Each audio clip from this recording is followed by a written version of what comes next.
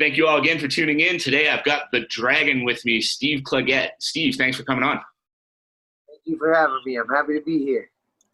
So just to start us off, can you give us a little bit of background, your career as an athlete, what sort of brought you to where you're at today, and then into a little bit of that world title chase that we keep hearing about? Well, I've been boxing since I was 12 years old. I had just under 50 amateur fights. I built up. At the age of 19, I went professional and kind of learned on the fly. So I now at this point have 36 professional fights. I hold the Canadian CPBC welterweight title. I also have the IBF Intercontinental title. I'm the former holder of quite a few other ones, but I don't want to go through the whole list. I'll get lost. So I'm just happy to be here, and let's talk some ideas. Absolutely, man. Then that world title coming up next, eh? Oh yeah, this is the main piece actually, because as I go through life, more and more my vision becomes more clear of what I'm going for. And years and years, I was like thinking, oh, I want to do this, I want to do that. But now, as it's almost like you sharpen the same weapon again and again, and now that weapon is the vision. So I'm finally seeing spots, and I think the world title is actually within grasp. I think this year or next year. Absolutely, man. Well, you've been at it for years and years and years now. So there's the more you stay at it, the more you fine tune those things, the closer and closer it gets, right? Yes, sir. So obviously, as a professional boxer, you've been pro now for 11, 12 years? 12, yeah. I think 12 years. Going on 12?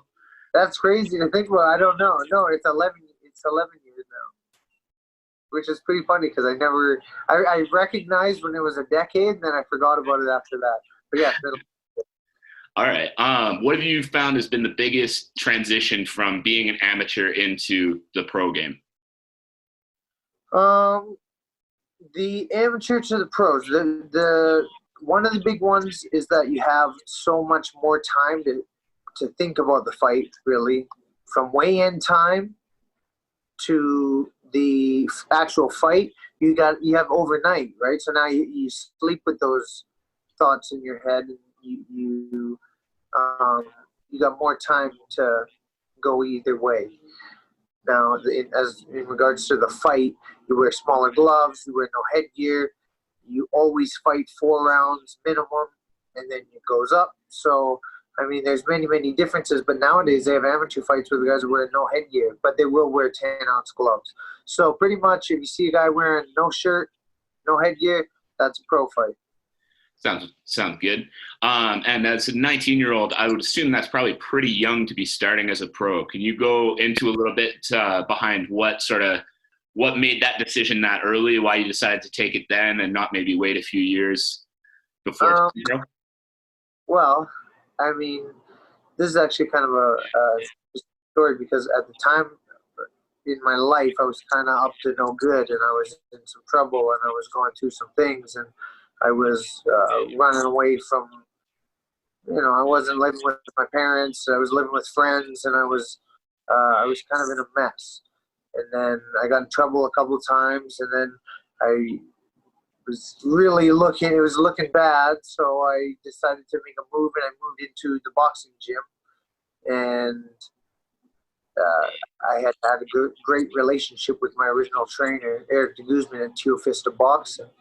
And they he let me in there, and we during that time I just trained. I focused on one thing only, and that was boxing, and that's where it kind of took control of my life, or kind of I found a path that I wanted to pursue.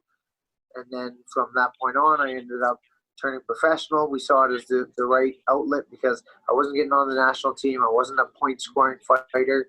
I wasn't a sharpshooter. I was kind of a grinder. I was more suited to the 4-round, the heavier punching, the smaller gloves. This was kind of more my trade This was a little bit more me. So I made the transition and I went pro early. Now, in hindsight, it was a fantastic idea because I developed a lot of skills and learned a lot of stuff on the fly. Now, mind you, I had some ups and downs during that process as well. As we all do, right? But so just to clarify, you were actually living in the gym. You were living in the boxing gym. Yeah, there was a back room and there was like a futon couch. And I wasn't going back home on my own accord. And then Eric let me stay there, and that was it. But that actually became a good thing because I would wake up thinking boxing. I would get up and I'd go skipping. I'd get up and I'd shadow box. Like I'd go to before I was going to sleep, I was boxing, so it was embedded in my brain. I was so obsessed, and it's like if you want to be good at something, surround yourself with it. Like just indulge all the way in, go all the way and commit to it. And I think that's what it was because of that unintentional at the time commitment to the sport. It kind of hooked me, and then I became a lifer. Yeah. So for any kids out there that maybe are kind of getting into trouble or feeling a little bit lost like you were those years ago, like would you recommend boxing as an outlet, something for them to try? Like what was it about boxing that kind of helped you go from feeling lost, kind of getting in trouble, to really turning yourself around and getting to where you are today? I would definitely recommend it because it's so many things. The thing about it's any combat sport, it's any individual sport really. But the thing is that it sends you inwards. You have to learn about your own balance or your own imperfections, the way that your left hand's not as strong as your right hand. You move better this way. So you have to build these little things, but it sends you into your own, your own self. And you have to piece together all these little tools and these little things to get you through the build up to the fight. And there's so many things about it. It's just, I think it's really, really a great developmental tool. And now you can do it with the intention to box and have fights, or you can do it for fitness to get you in great shape, because there is aspects that are, it's hard to get from other sports where combat sports will do that for you. But man, does it ever give you a vent, gives you an outlet, an aggression. Some guys love to shine. They love to have the crowd cheering for them. Some guys love to beat a man up. That's part of the game. We're beating guys up. Some guys love the knockout. I love to knock somebody out. Some guys have this weird embedded warrior spirit like myself, where I seek the hard fight. I want the battle. I want to see what I'm made of. I hate it, but I love it at the same time. And then through this, like I'm talking about it right now, it becomes an internal journey. I didn't know that about myself till I boxed. Because I know that, I can assess other things in life with this great piece of information about myself that I never knew before. And now I have a totally new perspective because I understand myself a little more. And it all came from boxing. It all came from the grind. It all came from building up to fights, being terrified of my opponent, but still going there and fighting and succeeding, sometimes failing, sometimes having to pick myself back up for months and, just being down because I lost a fight. But I used my own integrity to train and rebuild, and then I won. And I saw through that, when you're down in the dumps, it's not the end. Sometimes you got to grind through and you got to get through. And at the end, it's so much better at that point. So there's another metaphor for life. And I think all these little things that I learned through boxing, I would definitely recommend that this sport for many, many kids. I mean, if it calls your name, try it out. Yeah, I mean, on a surface level, I can only imagine as far as getting out any extra aggression. That's one great way to do it, is put on a pair of gloves and start hitting things. Right. But even just going beyond that, like, I love the way you got into that, because it just really seems like it's developing a lot of self-awareness in you, like kind of seeing what you're made of and realizing that, again, that metaphor for life of whatever you're going through in life, it might knock you down. It might be hard. It might be difficult to get through, but there's always a way through it, and there's always more push in you than you might think there is. Yes, test your mettle, and then flex your metal as well, because if you exercise that muscle, guess what? It grows. So guess what? When I go through this really hard training where I got to dig into self in order to, push more, because I have to recreate that before going into the fight where I have to do exactly that. That muscle is used in many, many other aspects in life too. So, I mean, it's always good to be consciously focused on your willpower and your determination to strengthen that. It's going to help your life. Yeah, absolutely. So from somebody who went pro at a pretty early age, what advice could you give to maybe any boxers out there right now that are debating whether or not it's their time to turn pro, or maybe those who have just started out boxing who have the dream of turning pro and doing what you're doing now? This is a good question. I have a couple of friends who are in this exact situation. Hopefully they're listening. Yes, right? So I think there's a calling, but there's also a push. So if you're into the sport and you know that this is what you want to do, and you're already going and you've already got the wheels turning, and the time is this, and the age, and the potentials in life and how to make it, pull the trigger. This is what I think, because that's what I did in hindsight. I look back and I was like, I just committed to it. When I committed to it, that's when I started to gain momentum. Once I started working towards, only once I decided on the goal did I start to build momentum towards the goal. So you might as well decide on that goal right away. As soon as you hear it, make that decision now. No turning back. One way, burn the boats, all of the above. But once you make that decision, now you got momentum in your favor. And you're stacking hours, you're stacking days, you're stacking ideas, thoughts, plans, intention, all of the above towards this goal. And you've started it earlier. I hope my opponent doesn't know about the fight. You know what I mean? This is kind of the idea. And I think once you've made the decision, or once you're teetering on the edge of the decision, you weigh the options, you really want to do it, do it. Because the payout is, just like I was talking about earlier with the amateur fighters, it's like you learn about yourself. You're going through the same process again. You'll never stop learning about yourself in boxing. It's the ultimate life lesson teacher, because it's harsh, it's to the point, and there's a whole lot of details and politics involved. So I guess if you're there, if you're thinking heavily about it, you've been thinking about it for however long, make the decision, and then you'll have momentum on your side, and that's what we want to create. Yeah, it makes sense, because there's always reasons not to, right? There's always something that you could improve a little bit more, something you could change, or something you need to tweak. But by getting into it and just starting, you're gonna learn on the fly. You might make mistakes, but that's the best way to learn, is by getting in there, doing it, and committing to it, right? Yeah, and it's like you'll learn fastest when you're submerged in it. Like, because then you go on these higher level sparring trips. You spar with more intensity. You work with more intensity. You learn sharper instinct, because the penalties are sharper or heavier, and you need to. Now, this may sound intimidating, but you don't notice it while it's happening. You just kind of do it, and as you're training intently, trying to be as fast as you can, that little extra push that you made this big commitment, and you're going for a new goal, that will guide you. That will take you through. And I'm all about the, decision making all the way in, because I've seen will and determination win fights many, many times, and I think that one of the big roots of will and determination is your decision. I'm doing this. That's the ultimate, will, because once you've made that decision, water that root, build that plant, because that could be something beautiful. Keep it growing, as we say.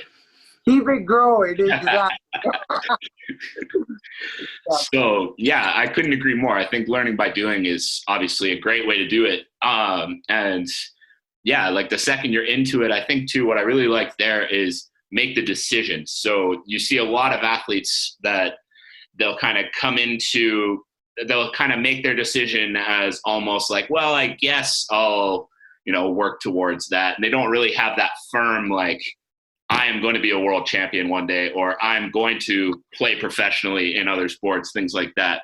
And so what would you sort of say to those guys who are maybe on the brink, maybe kind of thinking, oh, this might be a career path for me, but they haven't really full on gone into that commitment? Any advice on how to really kind of bridge the gap and make that decision 100%?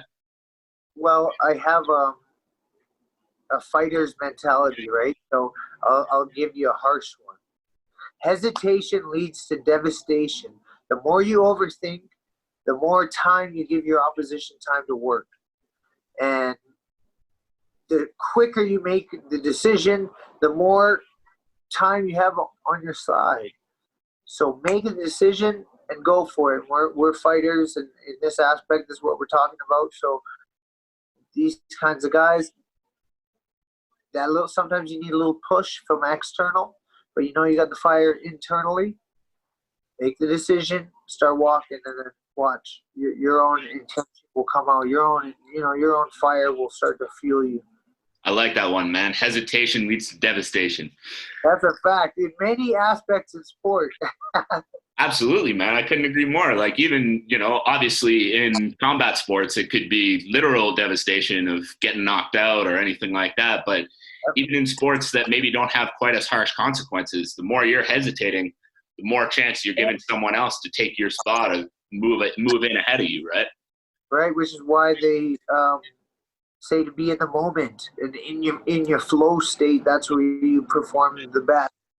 You're the most quickest reactive, and like you just kind of you flow because you're residing in that. So you have to practice that. You got to use that muscle, and I think that's only done consciously. Yeah.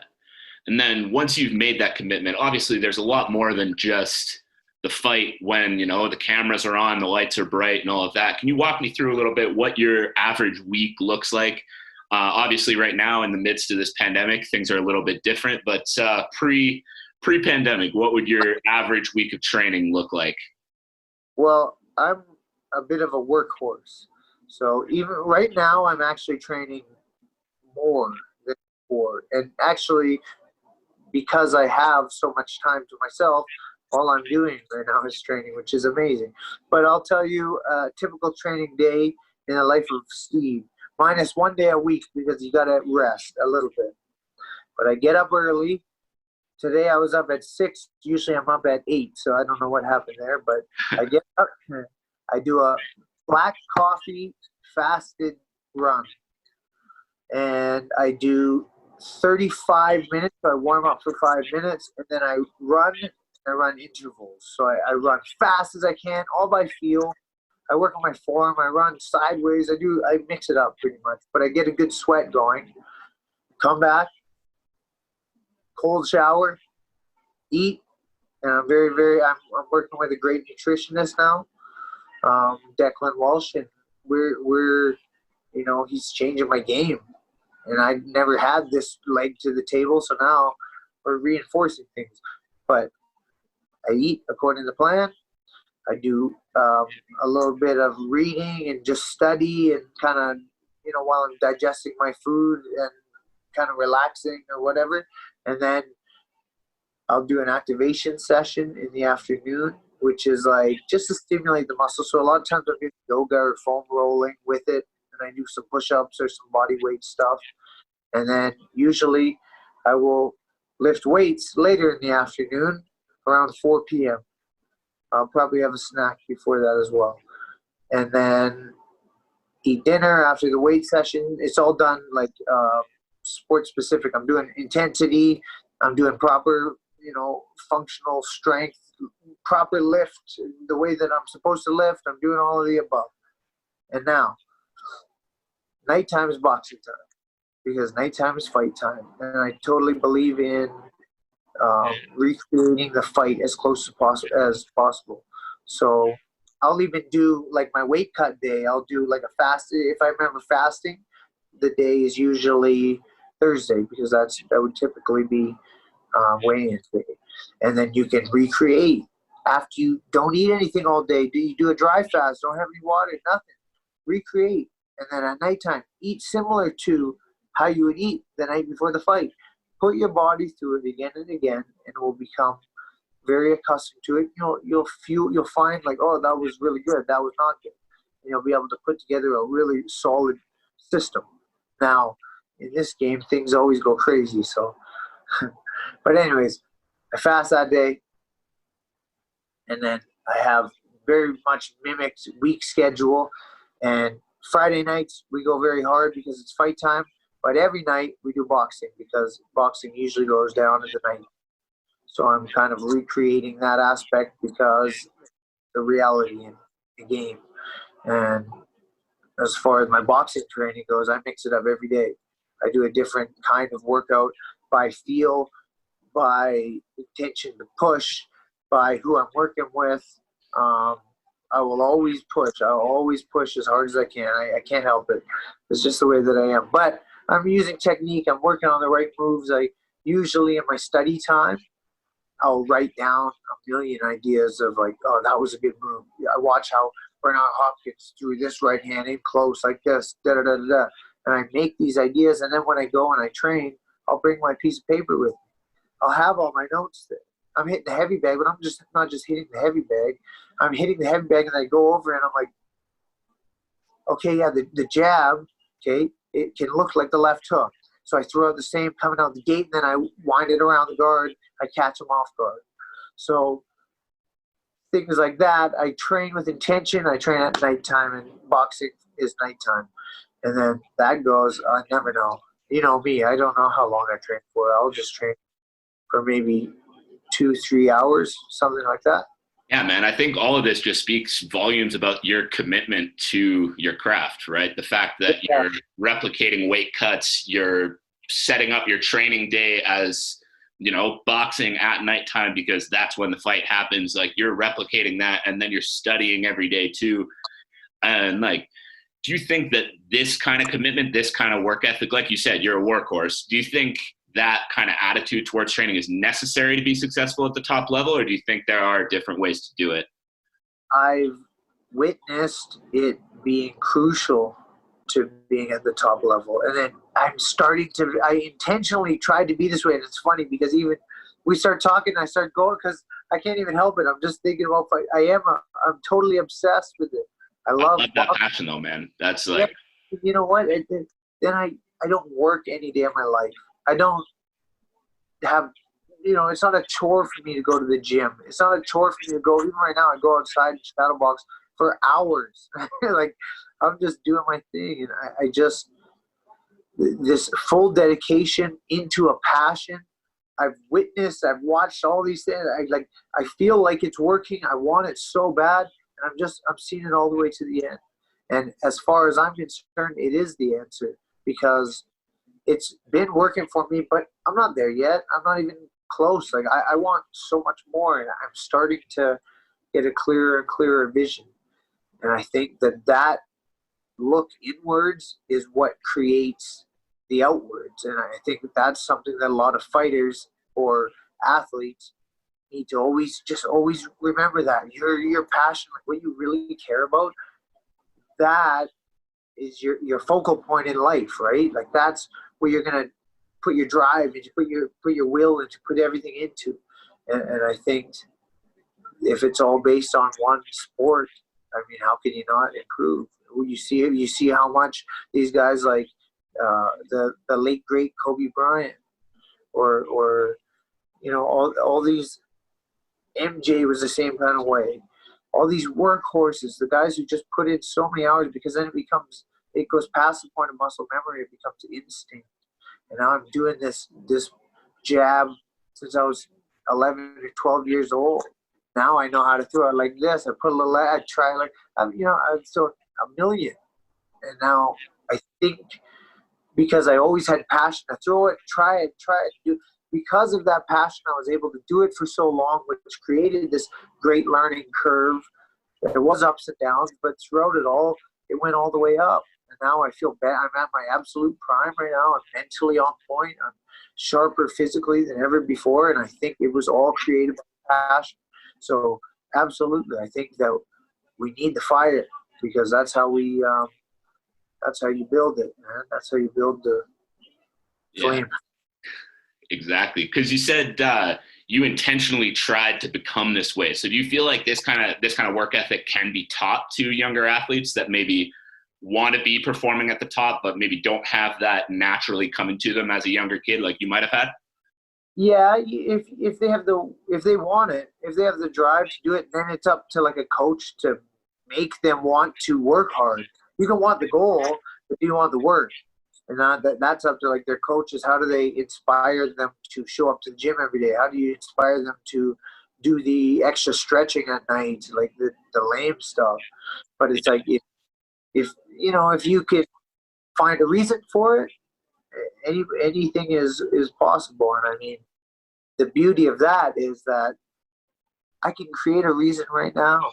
I feel like working on this second because I really want it. I can't wait to train tonight Yeah. because I want to get better. I want to be the best. I want to be the best. And it's like the only way to get it is through constant repetition and focus and growth and like. Yeah, so you feel like the coach's roles there is more sort of showing the process. So like if you want that goal that maybe as a 14, 15-year-old kid seems really far away, bringing those people in to kind of help guide you and help show you, we've got a goal that's years and years away. What do we need to be doing now? What do we need to be doing to lead up to that point where you're at right now of that feeling like you're in your physical prime and ready to actually take that title home? Right. So I guess that means if you're young coming up right now, get a good circle around you.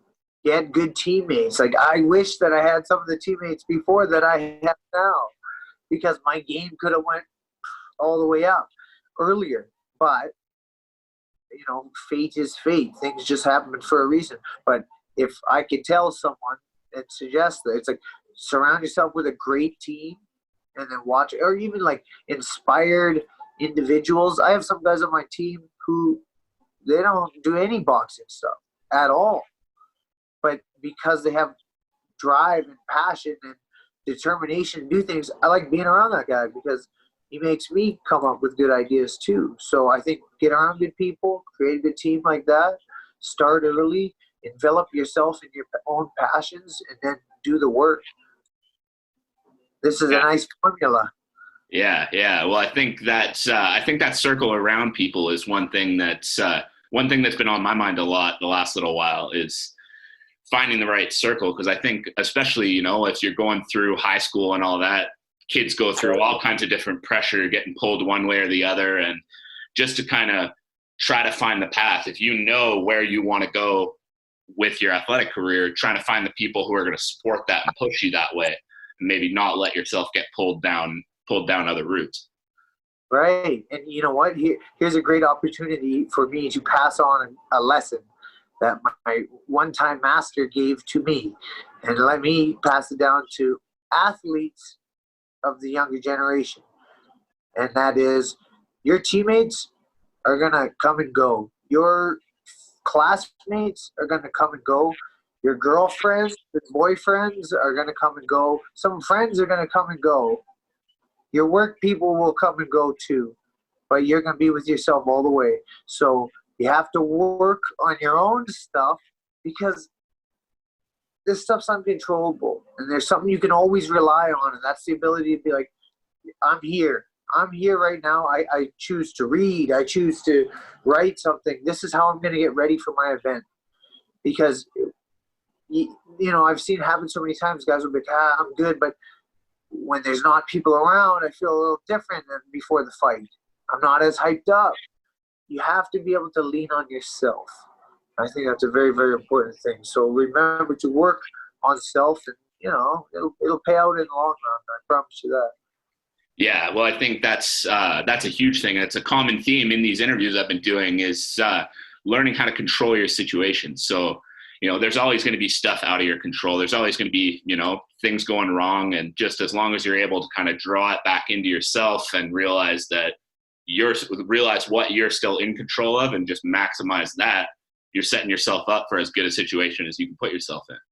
Yeah, and then you know what? Another tool is just like tell yourself you're going to be adaptable. Just like when I go through fight week, I'm adaptable. I know I am.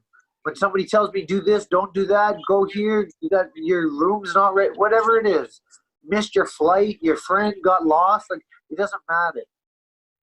Whatever it is, I'm adaptable. And then if you remind yourself, I'm adaptable, I'm ready, I can take, if things go up, they go down, I can handle it. I got a game plan for this. This is what I'm focused on.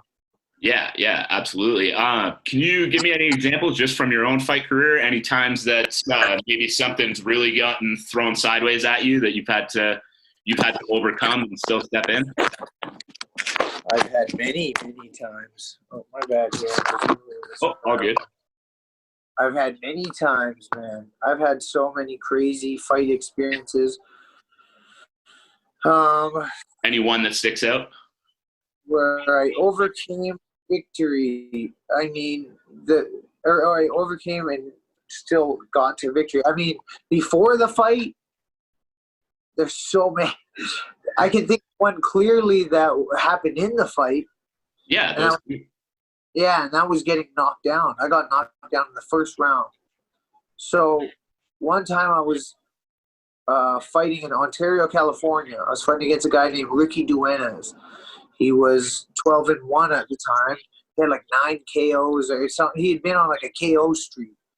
And I was in Vegas in like a training camp of sorts, but I had a one-way ticket there. I had been there for a long time. And I wanted to come home, and it was like this whole thing, and I didn't, I didn't have the means to get home on my own terms at that time. So I was like, yeah, I don't know, whatever.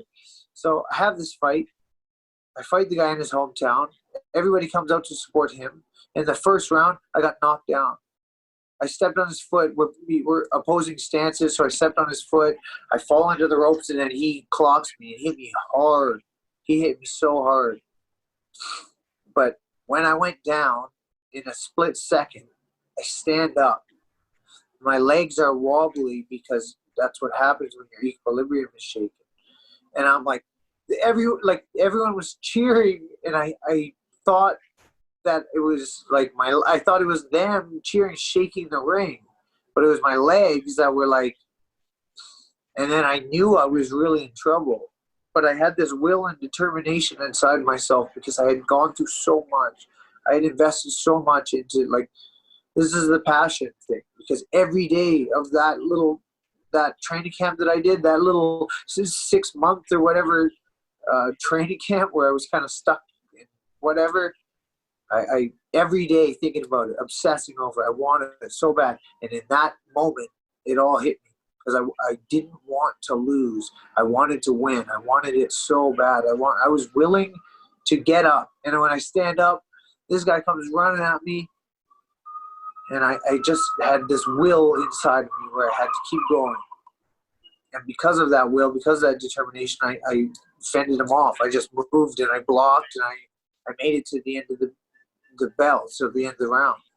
And then what happened was, in between round 1 and round 2, I'm sitting there. I was talking to my coach, Tony, at the time, and I was like, he was telling me, you're like, you got to move away from the left, and you got to do this because you're southpaw, and then like all these things are happening. It's all in my head, but what I really was thinking about inside was how bad I wanted it, how bad I wanted to win. And there was one punch that I had been working on. I'd been working on this overhand right, which it's pretty much a mirror image of Manny Pacquiao knocking out Ricky Hatton. You slide back, you distract, but at the same time you slice over the top with the rear hand. And if your opposing stance, you got to cross through the middle, so this guy's coming right into it. And what happened was I had been training it every day because I knew that I was fighting a southpaw, and I built this feel on the bags. And I remember even couple of weeks, one of my last sparring sessions, I sparred with this guy at the Mayweather gym, one of my friends. He's a good fighter, and I hit him with that overhand right. He did southpaw, and I got him, and I was like, I knew it was there. So I was so certain of this, and I had it, and I built that tool. And then in the moment when I needed it most, because of that, I go out in the second round. We're fighting. He's coming at me because he believes that he's going to knock me out. And I went back and I reached into my willpower, and I was like, and I threw it and I caught him. I hit him with the overhand right, and boom! I knocked him senseless, and he went down. And he was hurt. He got up. His legs were not under him. And then I tried to finish him, and I'm just throwing, and then the bell went. He's saved by the bell. And then in the third round, this guy still got his wits about him, but he's not as dangerous. So he's not coming at me the same. But I'm thinking, like, I'm still intimidated because he knocked me down, but I'm thinking, be smart.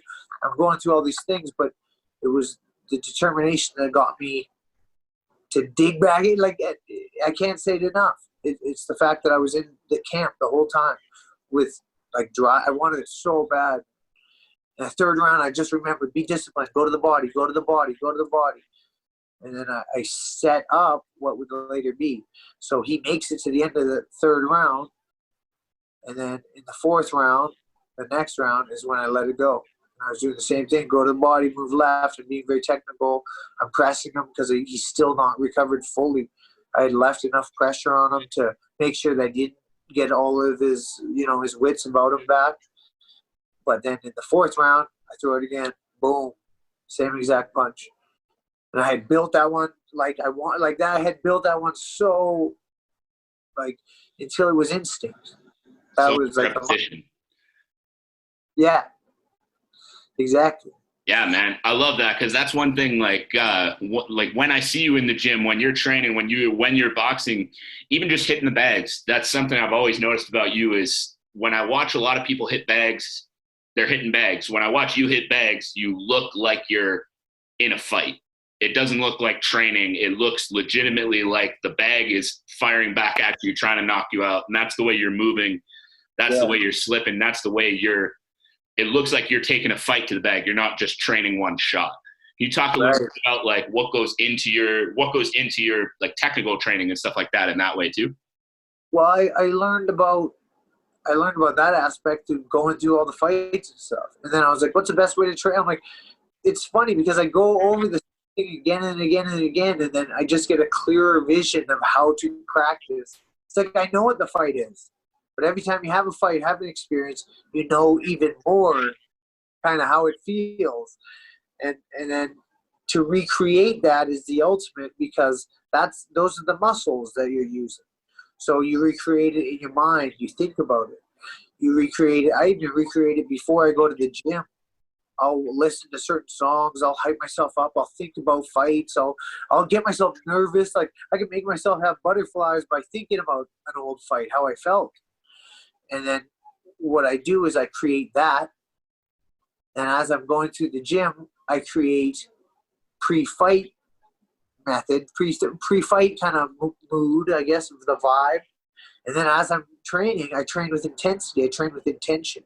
I train as if I'm making a miss because I want that. I do my warm-up like I do before the fight. I do that before during the fight. I do my movement exactly how I want to have it in the fight. And then I got sharper and sharper in doing it like I was fighting. Even though I've done it a million times before, but now I'm thinking of, where am I punching? What am I hitting it? Where am I hitting it? On the chin, on the top of the head? Like, does the ref jump in? Like, do they turn? Like, whatever it is.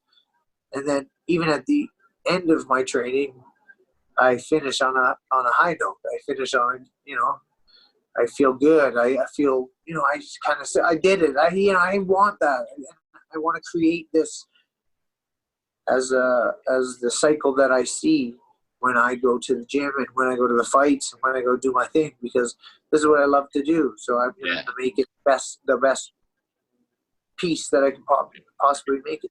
Yeah, I think what really sticks out to me there is just the intentionality, right? Because you see so many people that'll kind of train and, like, as far as a boxing example, they're maybe just working on one punch, so they're not really focused on keeping their hands up, the proper footwork, whatever it might be. But just the intentionality of everything you're doing while you're in the gym, it seems like you're doing it in a way that's going to come straight back into the fight. It's not just one element of what's going to come into the fight. You're recreating it. It's going to be exactly what you're going to feel on fight day. If you have thousands and thousands of hours of that, well, then the fight, by the time you get there, it's second nature. There's nothing. That's fight muscle. Yeah, there's nothing to be worried about. There's nothing to be, upset about or nervous about, because you've been doing this for thousands of hours leading into it. And that's where repetition is the key, but intention is also key. You got to mean it. You got to think about it. You got to create this passion inside yourself, thinking about the intensity of the game while you're training. Yeah. Because you can do it's like I'm fighting I'm fighting like 3 times a day. You know how used to it my mind's gonna get? Like, I'm fighting 3 times a day at least. I'm going hard. And it's like it's like you're really terrified to skydive, but I bet you on the 1,000th one, you're a little less scared. So let's do the same idea in our heads, because visualization has been proven to create a similar effect as real life memories. I thought this, I saw this, You create this vision in your mind because, we want to exist with this vision in our reality. Yeah. Yeah, man, I couldn't agree more. I think it's an interesting approach, because I think it's something that maybe a lot of athletes, I think that's going to help a lot of people, just the attitude of recreate what you want when you're in competition, recreate it as often as you possibly can. It's not just about repetition, but I like what you said there. It's about the intention of the repetition. Exactly. So you got to make and then to that point, you also have to expect, things don't always go right. It's like if the guy landed like a big punch, I'll grab him like this. Like if you have to also think of the what ifs. Like, what if I can't make weight right away? Like, what would you do? It's like, what if this guy is way faster than I thought? How do I adjust?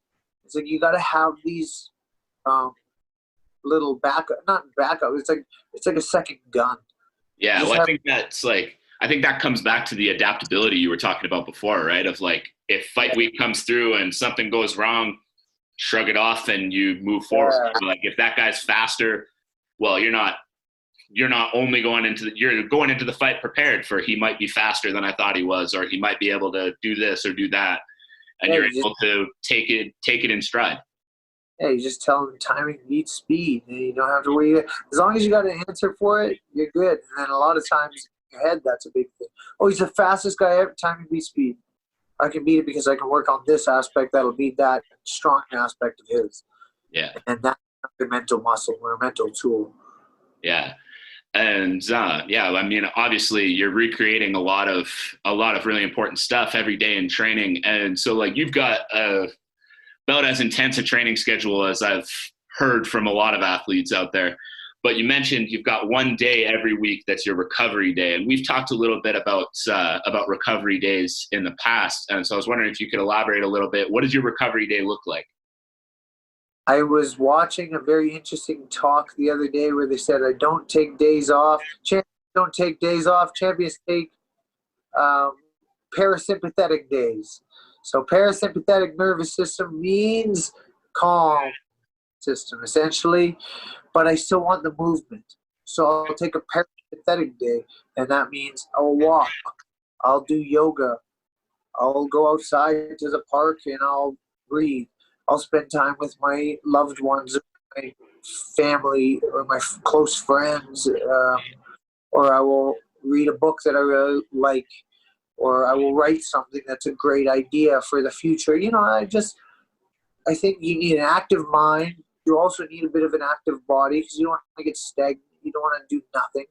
I think a little bit of water, light, and movement can be done. So I'll often take a cold shower on my off day, and I just keep it moving because I don't like the feel of when I've taken a day of absolutely nothing. The next day, I'm like, I got to shake it out, man. I don't feel good right away. So I found the cure to that is don't take the full rest. Do a little walk around. It is a full rest. It's just full rest with mobility. Let's put it that way. Because I think it's an easy thing that people kind of get stuck in, where it's like, okay, today's my recovery day. I'm going to park on the couch, turn the TV on, and not move for 17 hours. Right. But I like what you're saying there, because it's getting yourself away. You're maybe not as high stress. You're not, firing yourself up, recreating fight day or anything like that, but you're still doing something productive towards your career as an athlete.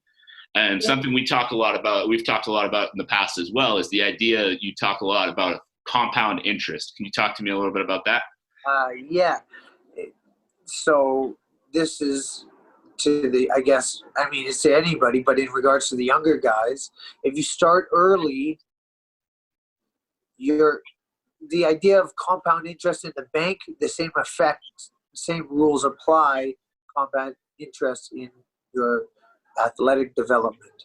So when I started at the age of 11 or 12, I started training. I started working on these different moves for boxing. I started working on these different runs and just different training, everything. What happened was, because I'm putting my body through this, my body adapts.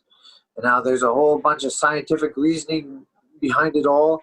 But the way that I like to think about it is, I started early and I stayed consistent. And what happened was, it started improving a little bit, but just like compound interest in the bank, once I had more in there, more hours logged, more years logged, now it's expanding at a, twice the rate, then 3 times the rate, then 4 times the rate. So it's growing exponentially forever, because I started early and because I stayed consistent. So if you have the luck of starting your sport early, remember that consistency pays off, because once you get up there, you'll find myself, I went through this. I found that I would pick stuff up so quick now. Somebody could show me a boxing move. I got it. I just have to watch something. I've been doing it. I've done so many thousands of hours. It's just like I can see it and I can recreate it. And because of my experience in it, it doesn't even take me that long. And I think that's the idea of compound interest in regards to sport. Yeah, and I think just as you get older too, and you get into more crucial situations. So like in other sports, if you're getting into like a draft year, or, you're trying out for your first professional team, if you've been training for 3 years and there's another guy in the tryouts going for the same spot who's been training for 10 years, well, that extra experience, that extra time, those extra hours is just going to come out and play and come out in favor of the one who has it, right? Yeah, they add up. And I mean, there's always the like wild cards that happen, but for the most part, I'll take the consistent and steady and proven route 10 times out of 10, because I know that it's going to work. Yeah, people always like to go to that exception of the rule, right? Well, no, you have to train hard and eat well. Oh, but what about this one guy ever that didn't do it? Yeah. Instead of looking at the 99 out of 100 that do take that route, that are making it to the top, they're looking at that one guy who maybe was able to make it without taking it quite as seriously. That's why but in that case, often it's situational and it's individual. So, sorry, when you say it's situational and individual, can you expand a little on that? Well, I mean, here an example would be Mike Tyson, Buster Douglas. Situational was the fact that Mike Tyson's going to, having the time of his life, feeling like the champ, forgetting to train, partying in Japan, while Buster Douglas just lost his mother, had passion like nobody would ever have, and refused to lose. Situational. They put those two situations together. That means that this guy's going to dig it down, and he's going to make it happen because he wants it. That's willpower, and that's where it comes for him. He wanted it so bad, right? And because of that, he found reason to do it. Yeah, you're always going to find that reason. If you've been putting the work into it, then like you were talking about the example of your fight in California, and you've put the work into it and you've got that will and you've got that training camp behind you. Well, when things get tough, you're going to find the way to dig deeper. You're not just going to let it go. Yeah, like the human mind's a crazy thing. That's why that whole decision-making process is very, very important. And then it's like that willpower muscle, that's a muscle. You can work on that. You can build that. that all adds up. Compound interest. You work on that early, that's going to pay off in the long. It's like consistent training that's going to pay off in the long run. The ability to adapt on the fly whilst going through event week, event month, event day, any of the above. Okay, well, what I was thinking about are a couple tools, or I guess muscles, I'd like to call them, because you got to work them, that are needed to be successful in any sport. And I guess the first one would be intention. Like, you want to. I want to succeed in this. I want to see myself as this. And intention, like the other way I'd look at intention too, is intention with the day-to-day, right? So like having the goal of intending, for example, in your case, to be the world champion, but also the intention, the way you bring that intention into each practice, recreating every situation. So like not just that outcome, but every single day that leads to that outcome too. Yeah, so pair two of them together. Consistency and intention, but you also got to have consistent intention, which means each day you can improve leaps and bounds if you put the effort in. But if you just go and like get your training in, then leave and like slack and whatever, you not only missed one training session, like maybe you got it in, but like not only did you miss out on how much you could have maximized that, but the opponents could have potentially done that and pulled ahead. I always think about it that way because I'm in the business of me versus the other guy. So I always think of that one. I'm against my hardest competitor. I always have that kind of intention in my mind when I train, and then I always battle myself. So it's like I want to beat whatever I can do. I got to beat that. I don't know if that really makes sense, but yeah, you know what I mean?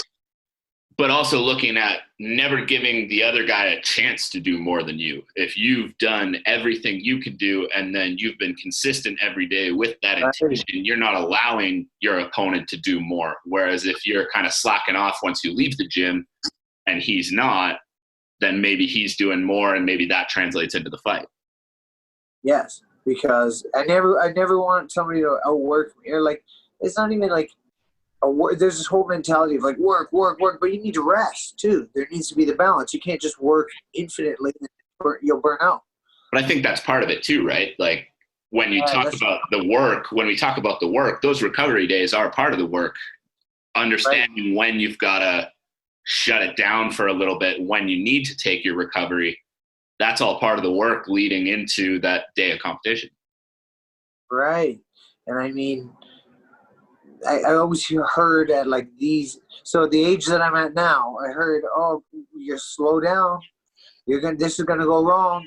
You're gonna get injured and this and that. But my theory was that if I start those little practices and everything early and stay consistent with them and keep my vision and stay disciplined in this path that I'm on, now at the stage that I'm at, I have all this, exactly what like we call it compound interest. So all of this has added up because I wanted it for so long. I still want it as bad as I've ever wanted it. And because of that, the flame gets bigger. It doesn't get smaller.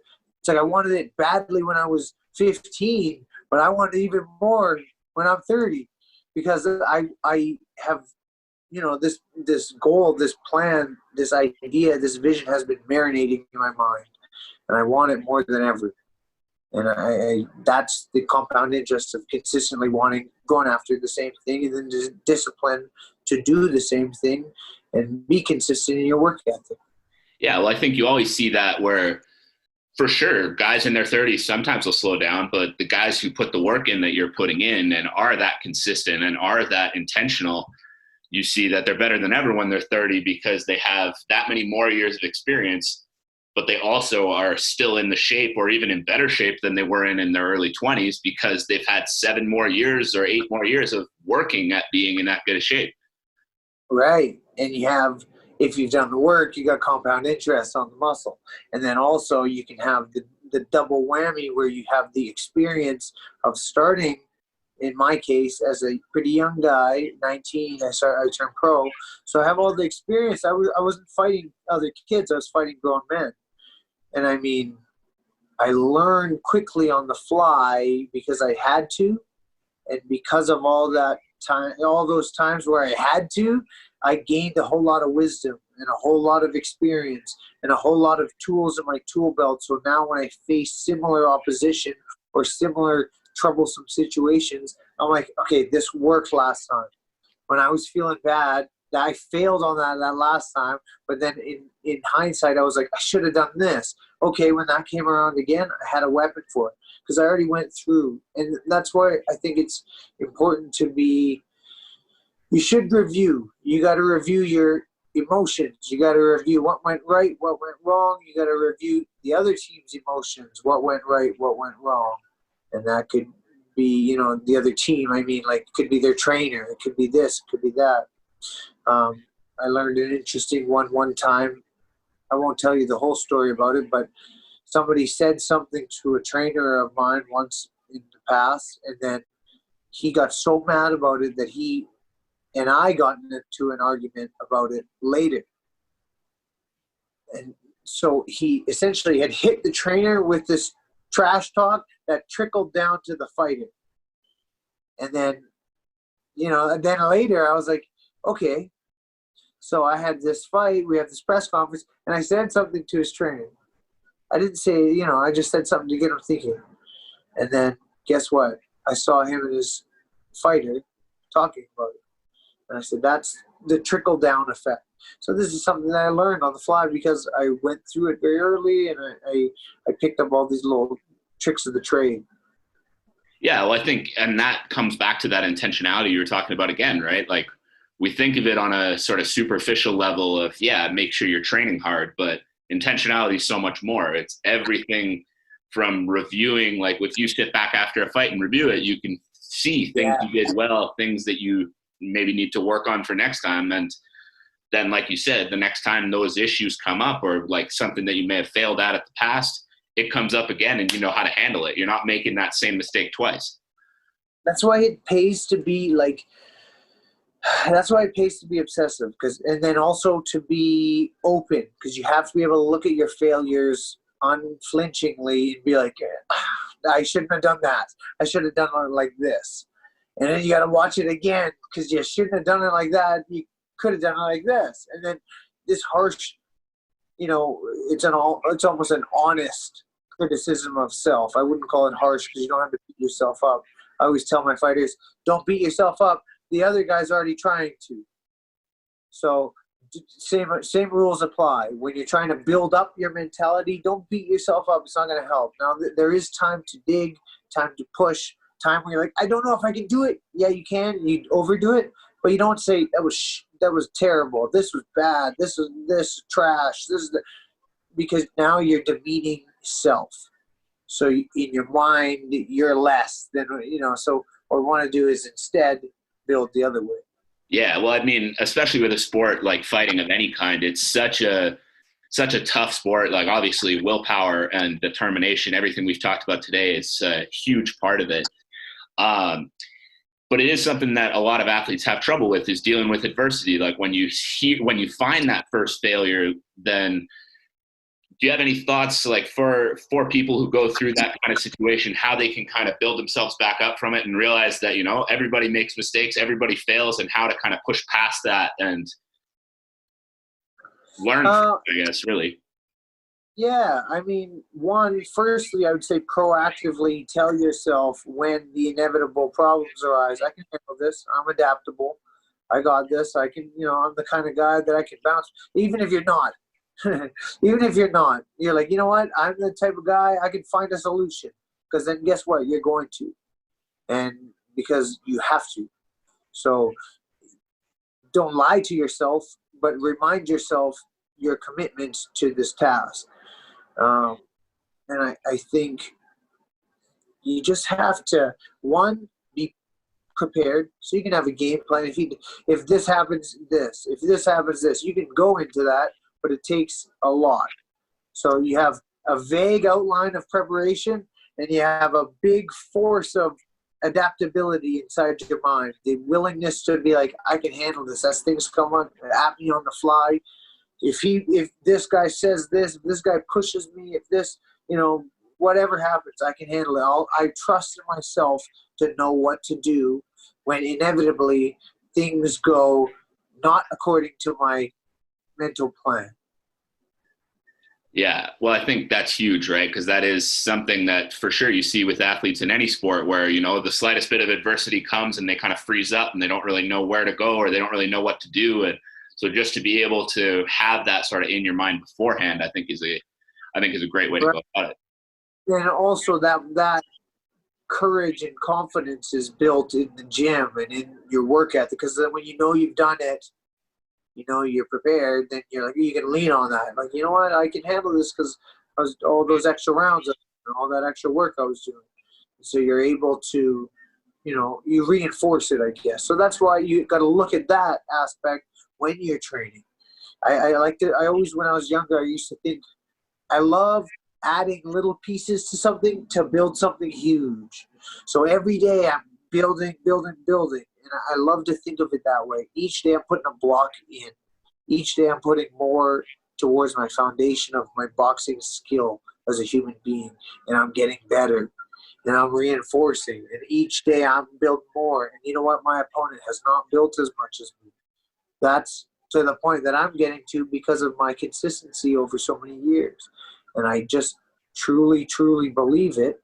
And the only reason that I am able to do this is because, one, I was consistent. Two, I had the fire. I wanted it bad. And then three, I had the discipline. I did the training. I never skipped it. I've always loved it, so I never skipped on training. I never had a chore to go train because I always wanted to go train. And I mean, to each their own of how to push this into your own psyche. But like for me, it was like, I just love to dig down. I love the idea of growth. I love breaking down to grow stronger. I love the idea of competition. I'll put in more hours than the guy who's trying to beat me. I love the mental aspect of it. I'll study more boxing technique and warfare and fight strategy than any other guy that I'm going to step in the ring with. And then faith, hope, vision, passion, whatever you want to call it, belief in self. I'm going to do this because of all those other things. I have committed these things to doing it, so that means that this is my existence. And that's your belief in self. And I think you put those together and you can do something. Yeah, man, I absolutely agree. And especially you said you started boxing when you were 12 or 13. So that's been, 17, 18 years now? Yes, sir. Something along those lines? Yeah, and I that's think going to be... Started when I was 12, now 30, 18 years. That's what it is.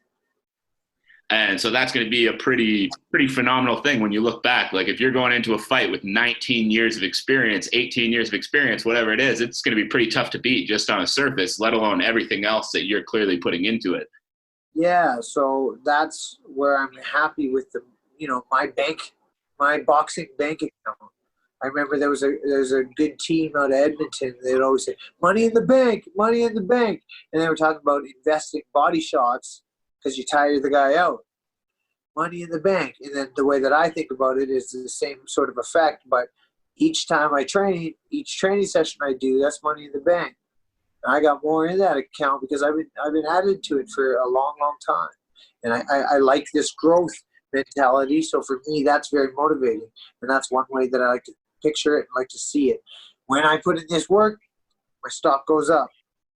Yeah. And one thing, one of the last things I wanted to ask you about, the time I see you in the gym, because for anybody listening, I work out of the same gym that Steve trains at. So the time I see you in the gym, one thing I always notice about you is, again, just the love and the passion you bring to every single session. Like there never seems to be a day. I don't think I've ever walked in there and seen you looking anything less than at 100% and anything less than overjoyed to be there. With that many years and that much consistency and that much work, what do you think is the key to keeping that attitude that you do? And how do you think younger athletes might be able to instill that in themselves too? Well, I have a couple answers for that. Love it. So I'll give you some. I'll give the guys some option. The guys and girls some option. One is the fact that I myself have the ability to compartmentalize my own mind. So when I'm in boxing training, I put the rest. I leave it at home, or I leave it in the car. So sometimes I get road rage on the way. If some kind of thing like that happens, you have to be able to say, turn it off. It's actually very good practice. And then all of a sudden, I'm boxing. And that's all I'm doing. I'm only boxing. That's why the phone's in the gym and, like, these distractions, like, okay, you want the music, but, like, that you got to draw the line at some point, right? Because you have to be able to zone in and focus 100% on it. And that's got to be huge for the fight too, right? Like just being able to, if you get into road rage or you're having a bad day and you've got to step into the ring and fight at the end of the night, like you can't be carrying that stuff in there with you. No, you have to be able to let stuff go. It's like an adaptive mind, a strong will, the ability to, like, just let stuff bounce off you, roll with the punches, let it miss. And then the ability to be versatile is so important in any sport, fighting especially, because things are so random and there's always just crazy stuff that happens. But I mean, it's self-belief. It all boils down to self-belief. How much work do you do? How much have you committed to the sport? How consistent are you?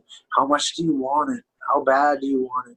How much do you put into your training sessions? And then what comes out is a measure of who wants it more, who does all these things more, because situationally, right, when you show up on fight time, those two guys, if this guy, like, if two guys are the exact same skill level, the guy who wants it more, he'll win.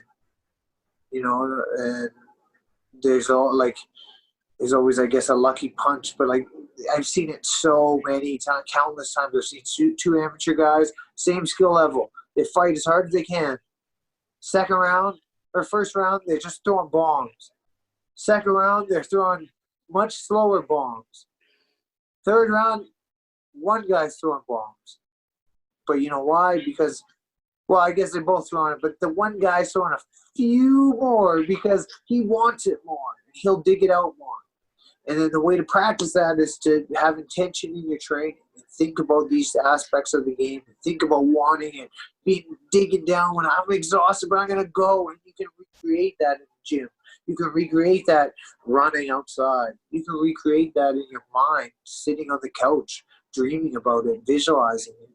And I think all of these aspects are so important for creating a successful athlete who is adaptable, who has a passion, and who has all these things wrapped up into one. Yeah, and so just what we were talking about before, and like keeping that positive attitude and that passion that you've got through that many years and that much work, and you're saying being able to leave everything else out of the gym. The second you step into training, yes. That's it, that's all. And then you said there were some other things there too. Yeah, okay, so one is I'm always pursuing, like, before I would love boxing, and then if I'm furious at boxing, I will love physical training, which is directly related to boxing.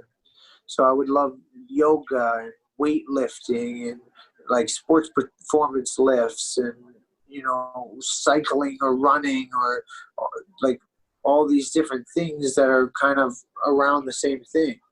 And then, so that almost tricked my mind into, I'm still around it. I'm still doing it. Like, half the battle's just showing up. And then when you live in the gym, that's the one big major factor. But when I wasn't living in the gym before that, and all of my life, other than those couple months, I still showed up. I showed up every single day. And I think that's the deciding factor is, you can want it, you can have the intention, you have this, but you have to show up. That's rule number one. That's what a coach always tells me. And it's like, you have to show up. You got to do that. And then the passion comes from within.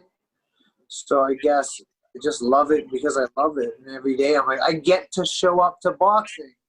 Yeah. And I spun it so that I'm excited to do all these things. I'm excited, I'm excited for the fitness and the other stuff that I learned as well. I'm excited about the boxing aspect of it. I'm excited about breathing exercises that I do with boxing. I'm excited with new stretching that is, perfect for the shoulders or like whatever it is. I find excitement in life with purpose. So if I have an intention, like I'm doing this, then I'm excited about it. And I think it's a matter of attitude. And then the beauty of attitude is you can change your own at the drop of a dime if you so choose. So I like to bring a good attitude towards things because then good things come back. If I bring a bad attitude towards stuff, usually it goes pretty rocky. So we like to bring the good attitude around because in my history, that I've seen it go both ways, and I would prefer it this way. So I keep a positive outlook every day when I train, and then what happens is I get fueled by the positivity that comes back at me, and it's a forever going cycle. It's like a flame, right? It's like it's not going out. When to give, what do they say? Give someone a flame, that you light their candle with your candle, right? So your flame is not going to go out from giving them some fire. And it's like fire grows together. So when you bring your fire to the gym, you'll spark other people's fire. And then what happens is it comes back to you. And then with this kind of mindset, bring this to training, you'll never have a bad day. You'll always feel good. You'll always feel like you have intention to win. And you want to do this because you have good fellow, fire around you. You got people with passion. You got people that you want to be around because sometimes they need the push. You brought it to them, or they just have it. And either way, attitude. Yeah, man, I could say for sure there have been quite a number of days walking into the gym where the first thing I see is your smile and a big wave, and it just kind of it gets me sparked and ready to go for the day too. So I could say it's noticed and it's appreciated for sure. Hey, it goes both ways, man, because that's the one. I give you some flame, and then you throw me some fire back, and now all of a sudden we're cooking. Absolutely, and I think what you were saying there, I really like too, just about how, if you're getting furious or frustrated with boxing at any point, there's all those other elements to it as well, because I think that can play a part. If all you're doing is you've just got the gloves on and you're just hitting bags, then there is going to hit that point where it's too much. But if you're hitting bags, but then you're sparring, but then you've got, strength and conditioning work, and then you've got yoga, and then you've got breathing exercises, it's all focused around the same thing, but you're giving yourself enough variability that it's always exciting because it's always maybe a little bit of something new instead of the same thing over and over and over again. Exactly. And you know what we always say, piece by piece, we build the beast. I knew we were going to get that in there somewhere.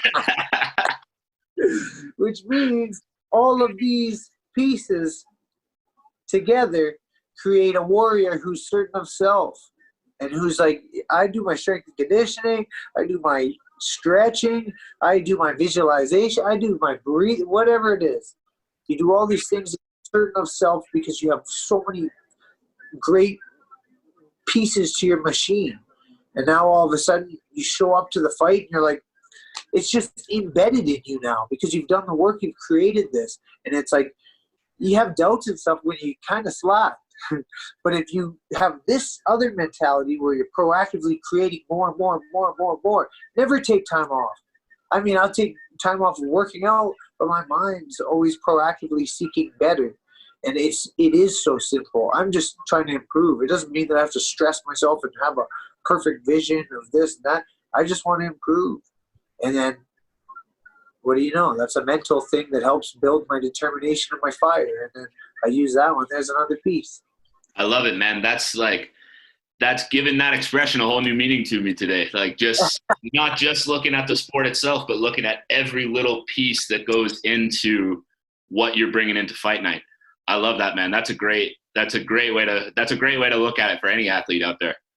Yeah, and then think about how much you can bring to the table, and like think about how much you can show up to battle with. And the more weapons you got, the more pieces you got, the more likely you're going to be able to take that W home. I love it, man. I think that's an awesome place to wrap up. Steve, thank you so much for coming on and doing this today. I really appreciate the time. Always appreciate your energy. It's great to see you, brother. Absolutely. You too.